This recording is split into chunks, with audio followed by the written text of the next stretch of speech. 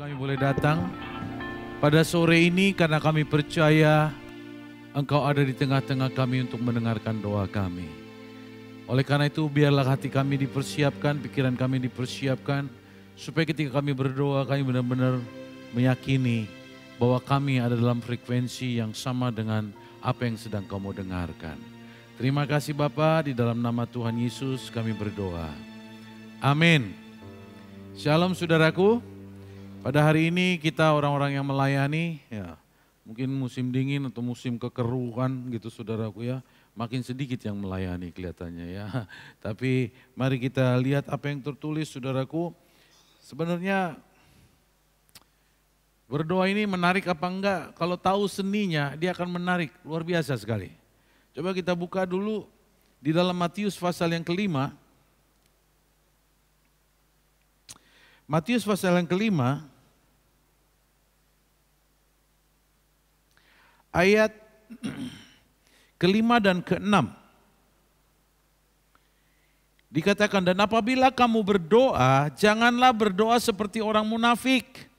Mereka suka mengucapkan doanya dengan berdiri dalam rumah-rumah ibadat dan pada tikungan-tikungan jalan raya supaya mereka dilihat orang. Aku berkata kepadamu, sesungguhnya mereka sudah mendapat upahnya. Ayat ke-6, ini Matius 6 ayat ke-6. Tetapi jika engkau berdoa, masuklah ke dalam kamarmu, tutuplah pintu dan berdoalah kepada Bapamu yang ada di tempat tersembunyi, maka Bapamu yang melihat yang tersembunyi akan membalaskannya kepadamu. Saudara yang kekasih, ini kontradiktif ya keadaan ayat kelima dan ayat ke-6. Saya kan kalau di ayat kelima di tempat ramai, ayat ke-6 itu masuk kamar. Apakah ini secara letterleh yang dimaksudkan demikian? Karena kalau letterleh yang dimasukkan demikian, kita nggak usah kumpul-kumpul di sini ya. Karena udah nggak cocok. Suruh di kemana? Suruh di mana di sini?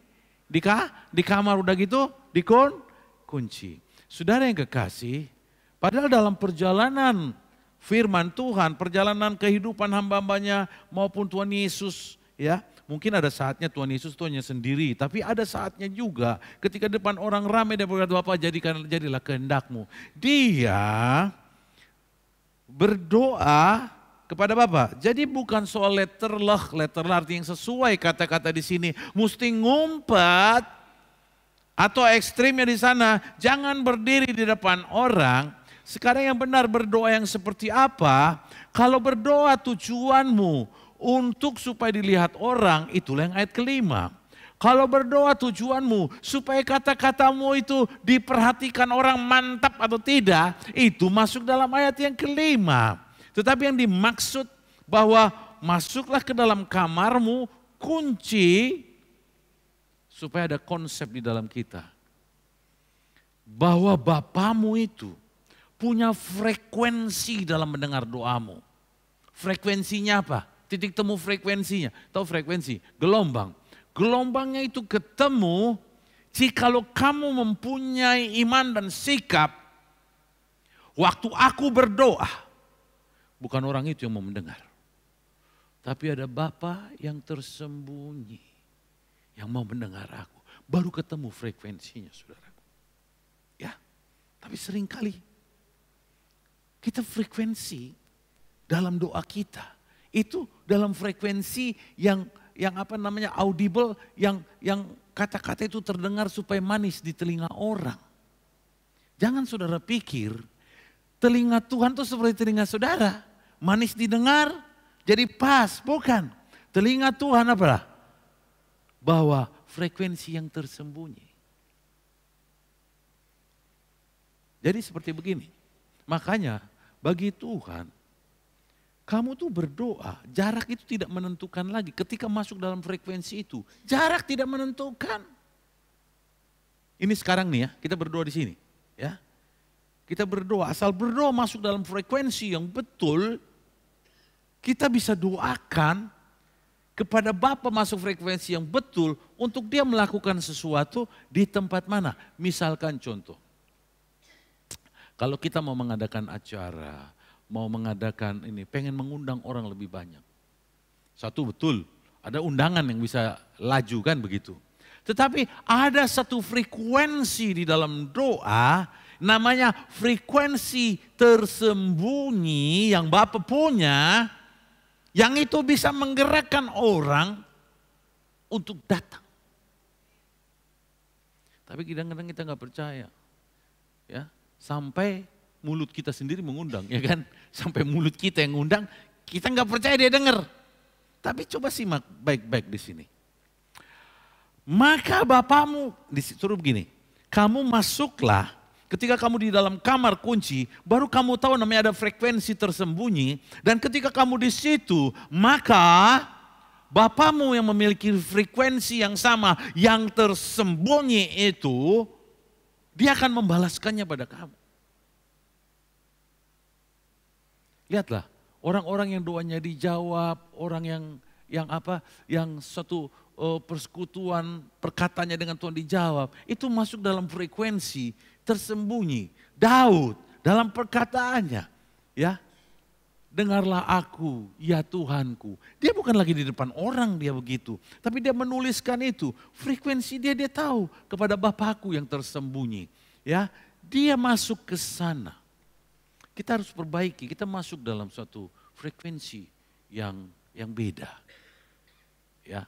Kenapa begini saudaraku? Karena sesuatu itu sekarang ada tempatnya dari dulu, ada frekuensi yang Tuhan sudah bentuk, sudah Tuhan ciptakan dari dulu. Mau frekuensi gelombang handphonemu dan semua itu sudah ada sejak dulu. Sebelum dipertemukan pun handphone, sudah ada frekuensi itu. Begitu juga di dalam doa, waktu Tuhan menciptakan manusia, ada frekuensi hubungan saudaraku. Nah zaman sekarang itu ada namanya AI. AI apa tuh? AI. Artificial Intelligence. Jadi kemampuan intelijensia yang artificial, namanya buatan. Kalau itu konsisten. Kita manusia itu nggak ada yang konsisten. Ya, ketika lagi peka dia masuk di situ. Ketika lagi gini dia bisa sensitif. Ketika lagi enggak bisa. Tetapi manusia mulai menciptakan daya tangkap atau daya olah, daya transmit yang bisa konsisten. Nah, ini disebut artificial intelligence. Nah, kalau dulu ada namanya tes frekuensi kebohongan, ya kan? Polisi punya alatnya kan? Ditaruh gitu. Tahu saudara ada tes frekuensi kebohongan? Tapi itu pun baru mendekati karena gelombang yang dibaca seperti itu.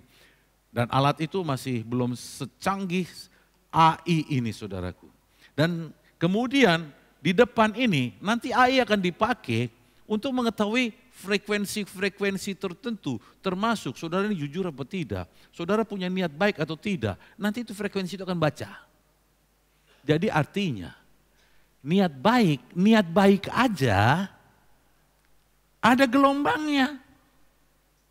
Saudara tahu niat baik ada gelombangnya. Kalau bahasa Arabnya itu namanya aura. Tahu aura? Nah, itu frekuensi yang dipancarkan. Saudara pernah ketemu nggak kalau orang kayak udah enak ngomong gini ya, kayak cun ya, kayak begini. Apakah karena suaranya cun atau begini? Ada frekuensinya. Makanya ketika berdoa sama Daud katakan apa? Sebab lebih baik satu hari di pelataranmu. Saya mau tanya sama saudara, saudara izinkan lu satu hari, banyak ngelamunnya tuh banyak bersekutu sama Tuhan. Ketiduran mungkin kan, ada orang berdoa kan, saya mau jadikan waktu satu hari berdoa sama Tuhan. Ketiduran dia di situ, tapi Daud, no. Dia menemukan frekuensi itu. Lebih baik bagiku satu hari di pelataran Tuhan daripada 1000 tahun. Jadi dia menemukan itu saudaraku. Ya, jadi doa kita harus kita yakini bahwa kita masuk dalam gelombang doanya Tuhan. Dia menerima receivernya adalah tersembunyi. Jadi waktu kita berdoa, pikiran kita mesti kita fokuskan apa? masalah itu dan sedang membawa pada Tuhan yang di tempat tersembunyi. Dia masuk di frekuensi itu. Tapi kalau begini, supaya pelayanan ini ngerti nih. Supaya pelayanan ngerti kebutuhan kita. Jadi kadang-kadang ada orang berdoa mau khotbah gitu ya. Ya, kata-kata doanya itu seperti sedang mengajarin. Saudara, Tuhan gak perlu itu. Tuhan gak perlu doa yang ngajar-ngajarin. Dia perlu doa yang orangnya beriman bahwa dia lagi bicara pada Tuhan di tempat yang tersembunyi. Jadi saudara yang kekasih, kita pakai inilah untuk kita memperbaiki doa kita. Kehidupan doa kita. Ya, kehidupan doa kita mesti diperbaiki. Nah, baik doa pribadi maupun doa bersama-sama, imannya tetap sama. Pola pandangnya tetap sama. Ya, sekarang gini. Jangan juga saudara gaya-gaya yang begini. Kalau ramai sekali semangat doanya ya kan? Ya. Kalau agak sepi kurang semangat. Kalau itu sesuai enggak dengan sistem frekuensi tersembunyi tadi? Sesuai enggak? Enggak kan? Karena Tuhan katakan begini, di mana 2 atau 3 orang berkumpul dalam namaku, di situ aku. Itu pun punya frekuensi tersendiri, kau harus yakini itu. Kau harus yakini bahwa di mana asal orang percaya 2 atau 3 orang, ada frekuensi yang ketemu yang membuat Tuhan tuh hadir di situ. Ada satu gelombang yang membuat Tuhan hadir di situ. Tapi kalau saudara nggak yakin, berarti pikirannya ini perlu dilurusin. Perlu dilurusin. Nah, sekarang saudara, dalam waktu dekat, mungkin Sabtu ini ya, ada pelayanan TNG ya. TNG mau acara di tempat ini kan? Sabtu ini kan? Atau Sabtu depan? Sabtu ini ya.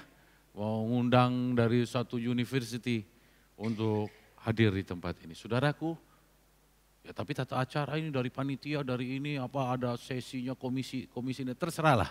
Tetapi saudara hadir di sini, saudara hadirkan satu frekuensi yang beda. Ya. Hadirkan satu frekuensi yang beda. Di mana orang pun datang sudah merasakan ada satu frekuensi yang beda. Tapi sekarang karena udah terlalu banyak mikir, terlalu banyak pakai otak, terlalu begini, udah kurang rasakan. Udah kurang rasakan. Kayak biasa-biasa aja gitu loh. Hanya kalau rame, ya namanya frekuensi sosial ada. Kalau rame ya semangat kali, kalau sepi ya sebegini. Saudara yang kekasih, ketika berurusan sama Tuhan, yakinlah dalam frekuensinya Tuhan banyak malaikat di dalamnya. Banyak malaikat di dalamnya. Banyak pertolongan di dalamnya. Nah, seperti frekuensi apa yang membuat Tuhan itu leluasa bekerja, di mana ada kerendahan hati, di mana ada hati yang memang haus akan Dia. Jadi kalau kita pun berdoa tidak dengan kehausan, dengan keinginan sesuatu yang benar dari Tuhan, yang ingin meninggikan Dia. Kalau saya sukanya dikatakan begini, it's all about Jesus. Segala sesuatunya karena Yesus dan untuk tentang Yesus. Saudara, kalau itu sesuatu tentang aktualisasi diri, untuk menunjukkan saya hebat dan begini, saya katakan frekuensi itu tidak keluar. Kita harus belajar ke level itu. Sebagai orang-orang yang melayani. Gini, ada sesuatu bukti-bukti dan fakta-fakta. Saya bagikan dulu bukti dan fakta ini. Sekarang kita mau fokus hari ini, kita berdoa dulu untuk TNG ya. Ya, fokus ya. Gini. Sekarang kita melihat bagaimana sekolah-sekolah mulai terbuka, ya kan? Ya, didatangi is okay ya kan? Udah oke lah begini. Saya mau tanya saudaraku, apakah itu pencapaian yang hebat? Puji Tuhan. Apakah itu waktunya Tuhan? Jangan kau bilang itu waktunya Tuhan. Tuhan sudah sejak tahun lalu minta itu. Tapi pasti pelayannya belum sehati. Perkenanan Tuhan, jangan bedakan waktu Tuhan sama perkenanan Tuhan. Perkenanan Tuhan ketika ada damai, Ada frekuensi yang membuka rantai-rantai dan pintu. Tapi kalau timingnya adalah timing Tuhan. Seringkali waktu Tuhan gak kita sertai dengan kelembutan hati kita.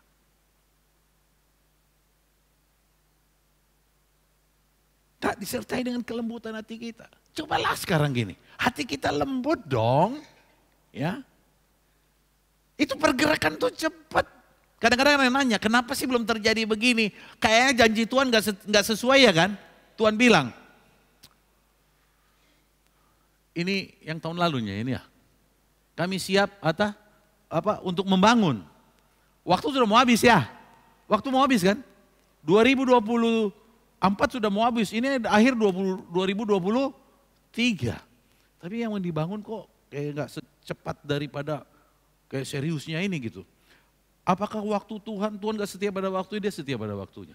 Tapi kadang-kadang kita yang gak setia pada apa yang dia maksud.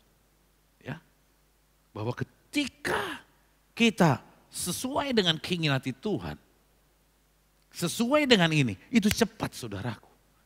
Cepat. Oleh karena itu, mari kita mulai bangun dari doa ini.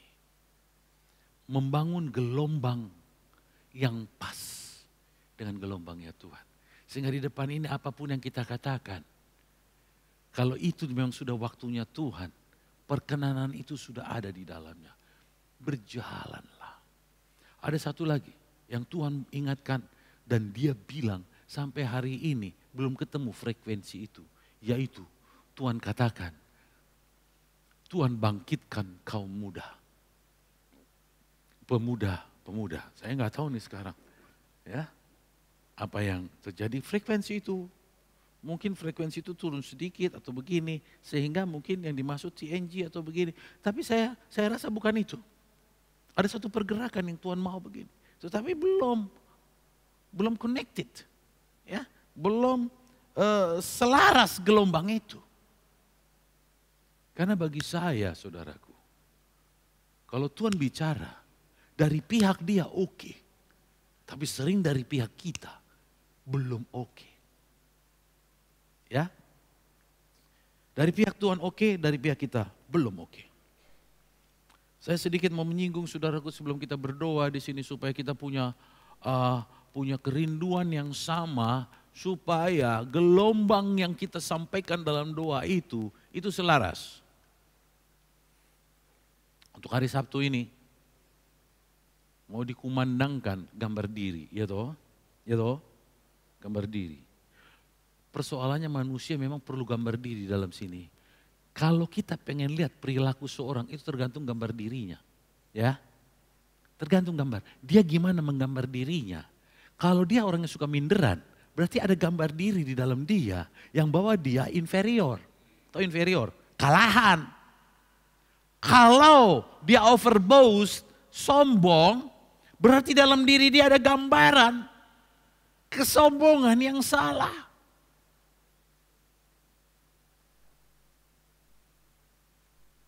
Kalau di dalam diri dia, diri seseorang mudah memaafkan atau mudah mengerti atau mudah mengakui kesalahannya, di dalam diri dia ada gambaran kerendahan hati. Dia tergantung saudaraku. Gambar apa yang kita mau buat. Tapi dari awalnya Tuhan tuh punya gambar atas dirimu. Saudara tahu kan Kejadian 1 ayat 26 bilang apa?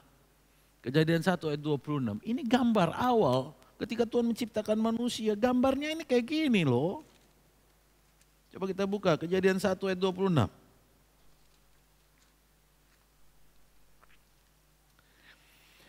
Kita sama-sama baca 1, 2, 3. Ini enggak pakai ini? Oh ya. 1, 2, 3. Berfirmanlah Allah, baiklah kita menjadikan manusia menurut gambar dan rupa kita, supaya mereka berkuasa atas ikan-ikan di laut, burung-burung di udara, atas ternak dan atas seluruh bumi, dan atas segala binatang melata yang merayap di bumi. Waktu Tuhan menciptakan manusia, dia membuat gambar bagi manusia. Gambarnya gambar apa? Gambar apa? Gambar Tuhan, bukan muka Tuhan. Artinya gambar diri Tuhan ada di dalam manusia. Ini waktu awalnya kayak begini. Saudara tahu kenapa Adam nggak pernah takut ngadepin binatang kasih nama lagi kan? Ya kan? Mengasih nama. Sekarang jangankan ngasih nama, dekat sama binatang aja yang lari siapa? Yang lari siapa? Saudara. Kenapa dulu Adam bisa melakukan gitu? Karena dia punya gambar diri yang benar. Ya kan? Ada binatang yang ditakutin sama Adam enggak? Oh kan dia memberi nama semua binatang. Ya kan? Berarti enggak ada yang ditakutin kan? Enggak ada. Tapi setelah dosa dia sadar, kok aku telanjang. Wah dia mulai gambar dirinya agak lain ini. Ya. Dia mulai bisa membedakan diriku dengan duniaku jangan mulai beda begini. Padahal dulunya semua padang rumput sama dia itu. Gambar dirinya rusak. Dosa membuat gambar diri orang rusak. Tapi Tuhan tahu, bukan diminta kembalinya supaya gambar Tuhan nyata 100% dalam dia. Bukan, pertama dia harus benerin dulu. Ya, Yesus datang ketika kamu masih berdosa untuk membereskan kamu, menebus kamu. Supaya apa? Kamu pertama punya gambar dulu yang benar akan dirimu dan dalam perjalanannya sesuai dengan kerendahan hatimu, gambar itu akan semakin terbentuk kembali. Orang yang mudah tersinggung pasti ada coretan dalam diri gambar dirinya. Ya kan?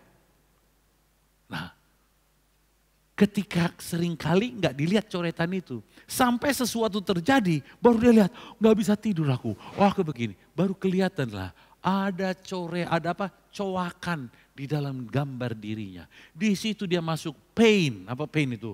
Penderitaan untuk dia menutup itu dengan segala kerendahan hati. Ditutuplah yang bolong-bolong, Tuhan sakit, ditutup, diobati, digini. Supaya itu jadi benar. Jadi saudara yang kekasih,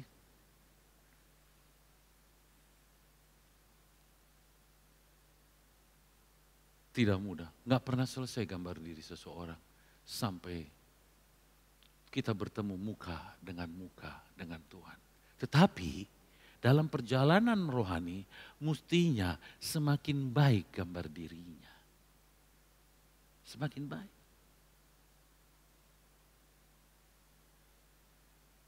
Semakin baik. Memang pernah ada manusia yang gambar dirinya itu sempurna. Namanya Yesus Kristus. Ya. Ketika direndahkan, memikul salib semuanya. Dia enggak terganggu dengan itu. Yang dia terganggu apa? Bapakku, jangan tinggalkan aku. Dan itu yang ada dalam diri Daud, ya kan? Ketika dia dinyatakan berdosa dan begini, dia menangis begini. Kau boleh hukum aku, kau boleh begini. Tapi jangan biarkan apa? Rohmu diambil daripada aku. Itu jangan. Yang lain boleh Tuhan. Tapi itu jangan. Karena itu gambarmu di dalam aku. Saudara, karena untuk masuk pembentukan Tuhan kadang kita lebih perlu asal daging kita jangan dicoreng, asal kita jangan tersinggung. Tapi biarlah roh nggak bisa doa juga nggak apa-apa lah. Yang penting jangan malu aku kan gitu. Saudara pada hari ini kita mau berdoa. Anak-anak muda, para TNG datang dengan gambar diri yang rusak saudara. Rusak akibat manja atau akibat dibiarin, akibat kurang binaan dan sebagai gambar dirinya rusak saudaraku. Dan saatnya kita berdoa sama Tuhan.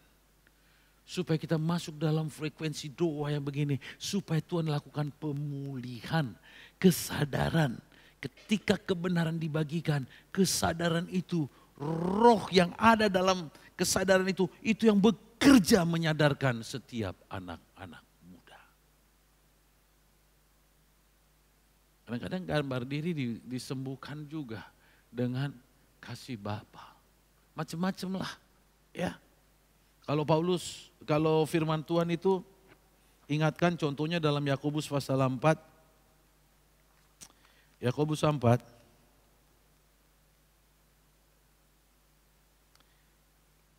itu ayat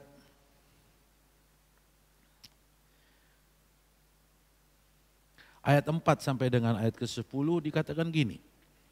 Hai kamu orang-orang yang tidak setia, yang udah rusak gambar dirinya nih.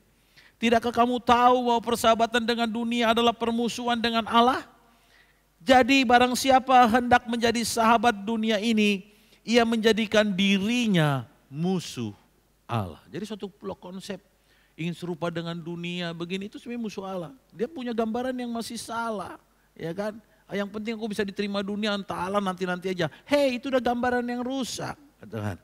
Janganlah kamu menyangka bahwa kitab suci tanpa alasan berkata, roh yang ditempatkan Allah dalam diri kita diinginkannya dengan cemburu. Tetapi kasih daripada itu. Karena itu ia katakan, Allah menentang orang-orang yang congkak, tetapi mengasihani orang-orang yang rendah hati. Jadi rendah hati adalah pintu pemulihan bagi gambar diri. Karena di situ kamu yang mau serupa dengan dunia ini, kamu menjadikan dirimu musuh Allah. Karena kamu yang sesungguhnya adalah gambaran Allah. Karena itu tunduklah kepada Allah dan lawanlah iblis. Maka ia akan lari daripadamu. Mendekatlah kepada Allah dan ia akan mendekat kepadamu. Tahirkanlah tanganmu hai orang-orang yang berdosa. Sucikanlah hatimu hai kamu yang mendua hati. Mendua hati juga merusak gambar diri saudaraku. Sadarkanlah kemalanganmu berduka cita dan merataplah. Hendaklah tertawamu kamu ganti dengan ratap. Dan sukacitamu dengan duka cita. Rendahkanlah dirimu di hadapan Tuhan dan ia akan meninggikan. Sampai di sini saya mengajak kita semua.